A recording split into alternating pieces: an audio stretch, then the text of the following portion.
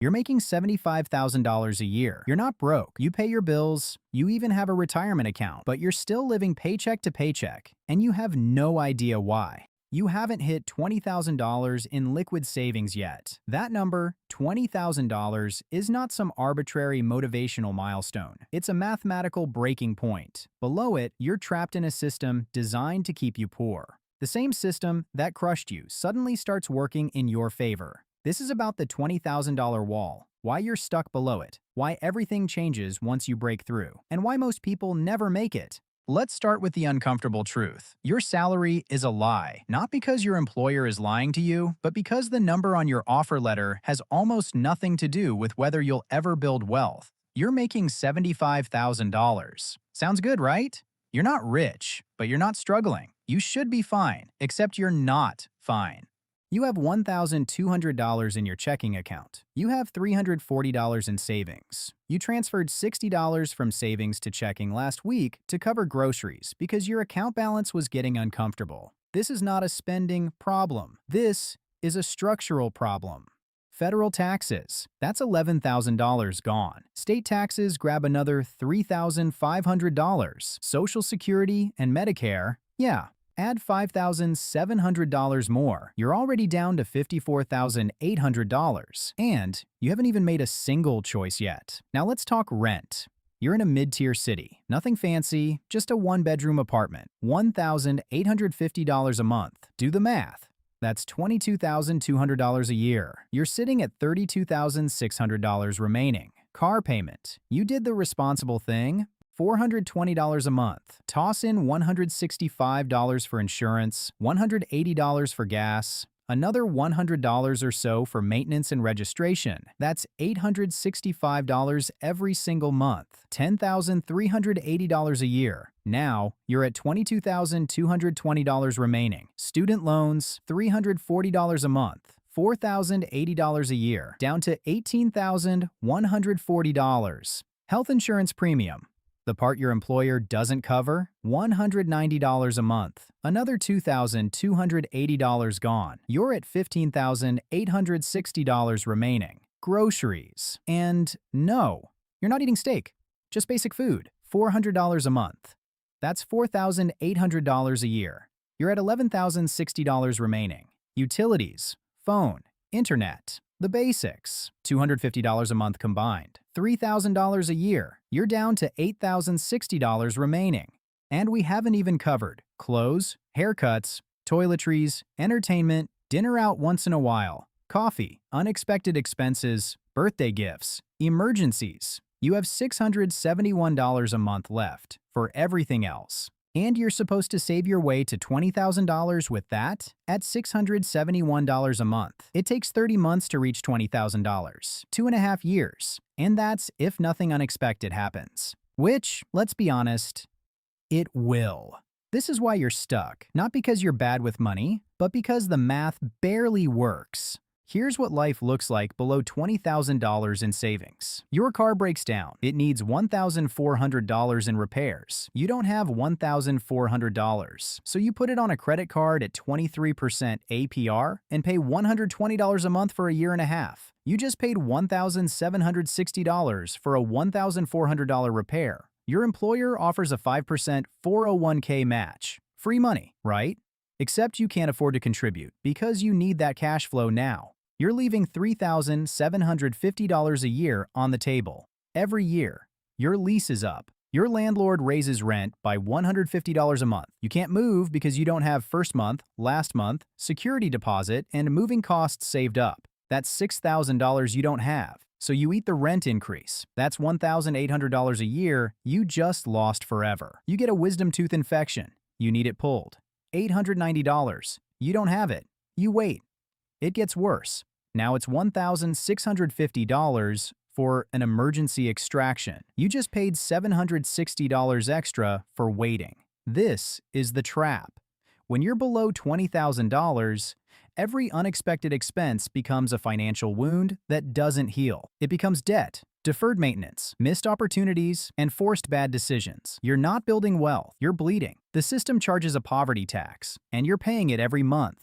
So, What changes at $20,000? It's not about the money itself. It's about what the money does to your decision-making. Let's go back to the car repair. $1,400. When you have $20,000 saved, you pay cash. The repair costs $1,400, not $1,760. You just saved $360 by having money. Your landlord raises rent $150 a month.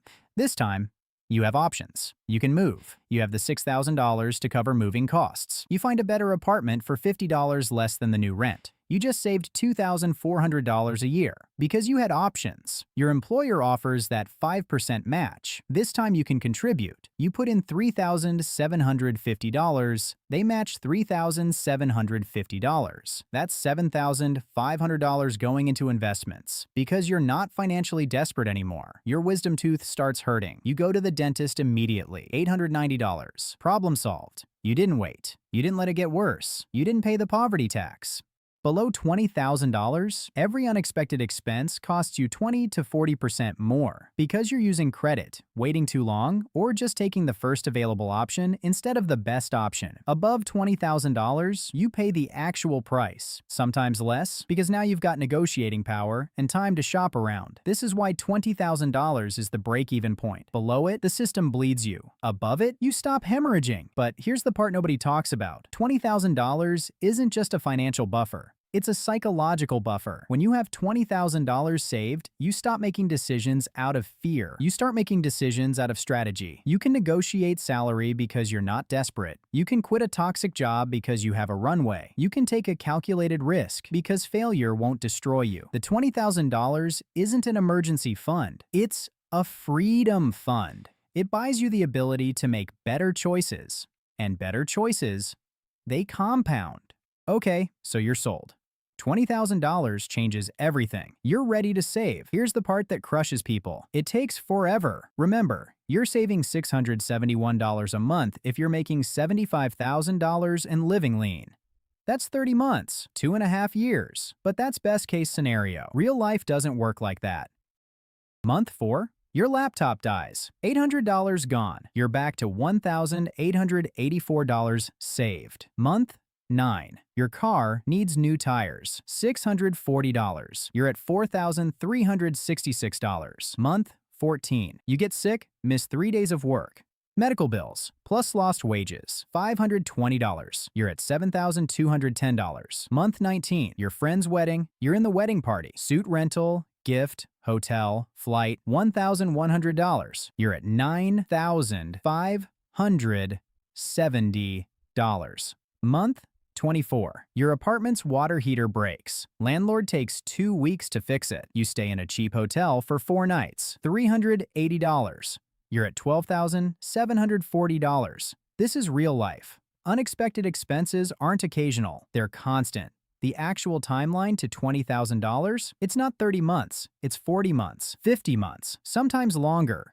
3 to 4 years of grinding. Of saying no, of watching everyone around you go on vacation, upgrade their car, move to a nicer place while you're sitting on $8,000 in savings, driving a 12-year-old car, living in the same cheap apartment, saying, I can't afford it to every single invitation. This is the boring middle.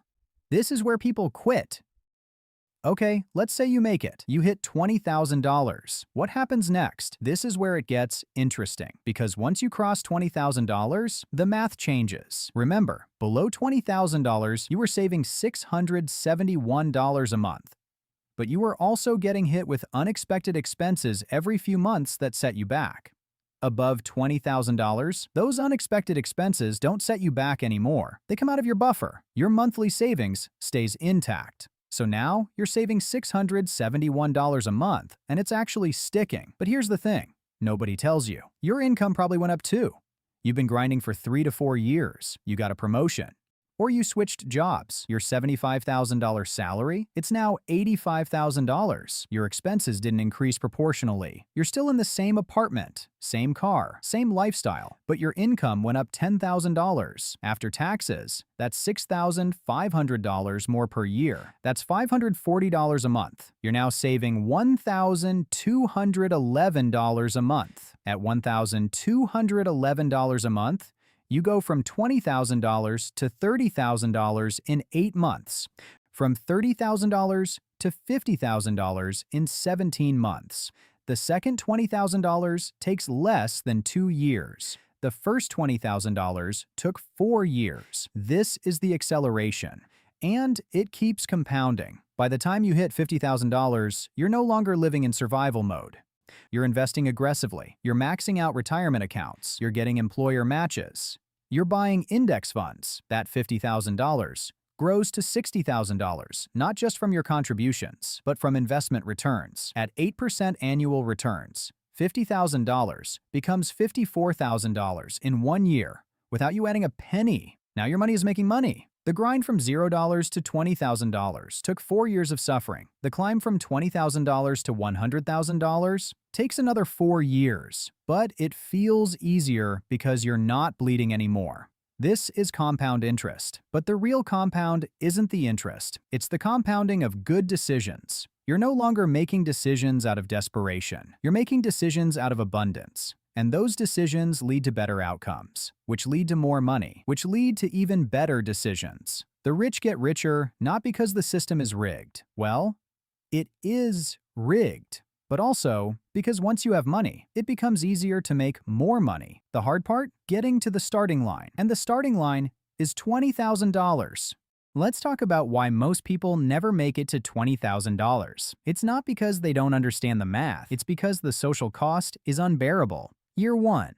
Your college roommate buys a house. You're still renting. At dinner, someone asks when you're going to buy. You're not ready yet. They look at you like you're failing at adulthood. Your coworker gets a new BMW. You're still driving your 2013 Corolla with a dent in the bumper. In the parking lot, someone makes a joke about your car. Everyone laughs.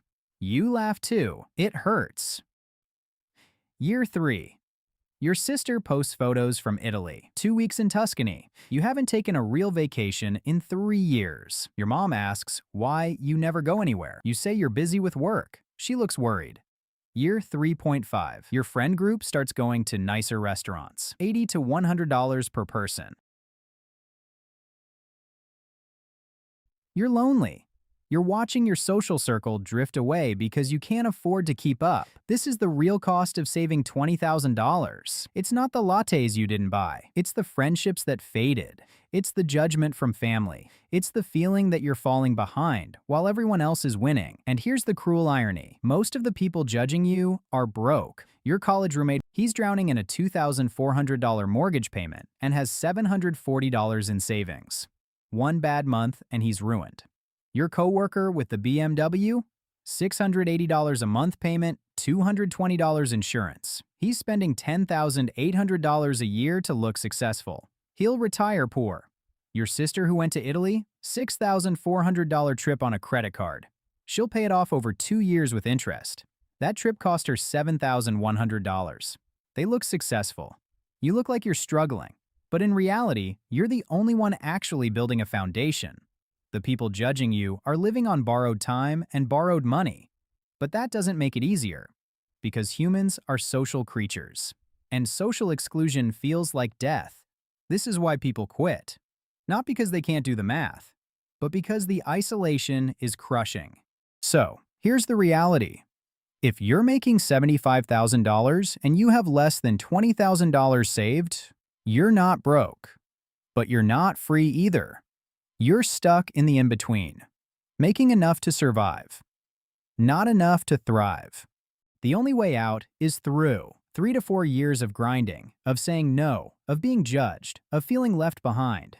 But on the other side of that grind, a completely different financial reality, where unexpected expenses don't ruin you, where you have options, where you can negotiate, where you can take risks, where your money starts making money. $20,000 is the wall. Most people never climb it. Not because they can't, but because they quit before they get there. Don't quit. The math works. It just takes longer than you want it to. But it works.